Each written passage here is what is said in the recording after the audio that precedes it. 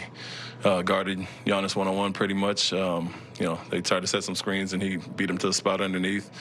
Made it tough on him, wore on him a little bit, and then offensively going back at him.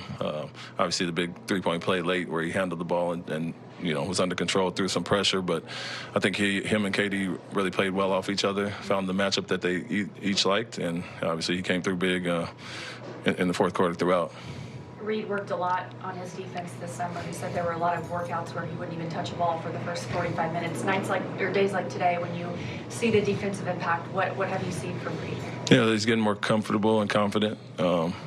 Teams are trying to go after him at times and holding up a little bit more, and then just recognizing some of the coverages that we're putting him in. So he's a guy that has to come in and impact the game on both ends. And when teams try to take advantage of him there, I think he's quick to recognize who to help off of, who to crowd, and even bigger guys were asking to kind of shoulder the load a little bit there and switch on to some bigger matchups. And so first time he got in, he got driven once, but other than that, I think he was really steady. Obviously, he got great hands and got a lot of balls that led to transition baskets.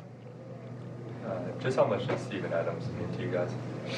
Yeah, he's huge. I mean, when you see our 20 offensive rebounds, he has 5 of those, but it's nothing that's always going to show on the stat sheet. It's the impact that he has. He frees up for everybody else. One of our best screen setters, most cerebral guys, and just kind of has a calming presence out there. So whether we're in man or in zone, his communication is always on point. And 5 offensive rebounds seems like a big number. It's kind of the average for him, but he frees up everybody else to kind of get loose and get going. You mentioned the 20 offensive rebounds. That's obviously a theme with you guys. But I guess how much do you think that physicality just kind of wears on teams throughout games? Yeah, I mean, it's tough to defend certain guys, and then you're guarding the majority of the shot clock, and then you give up one. And a lot of times those lead to kick out threes or easy putbacks, and kind of demoralizing a little bit. And so we understand what our strengths are, and teams are going to try to combat that. So Steven, like I said, he takes up 2 or 3 guys most of the time, and it's free lanes for other guys to clean up. And that's been one of our mantras. Last year we were number 1, and we want to increase those numbers this year.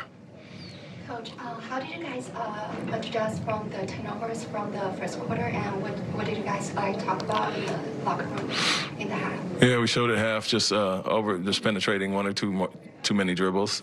Keep it simple. When the double teams come, we know that's happening a lot lately, and just have to be strong with the ball, especially after the last game. So it was a little disappointing to have 12 for 21 points in the first half, and we knew if we were going to give ourselves a chance in this game, it was going to be taking care of the ball. And so a conscious effort for guys to make the simple play, and we only had 6 in the second half, 3 each quarter. And so cleaned that up, gave ourselves a chance, and then, like I said, if we're getting shots up and getting these offensive rebounds, we kind of wear on teams. And so it's a big emphasis for us all year to take care of the ball.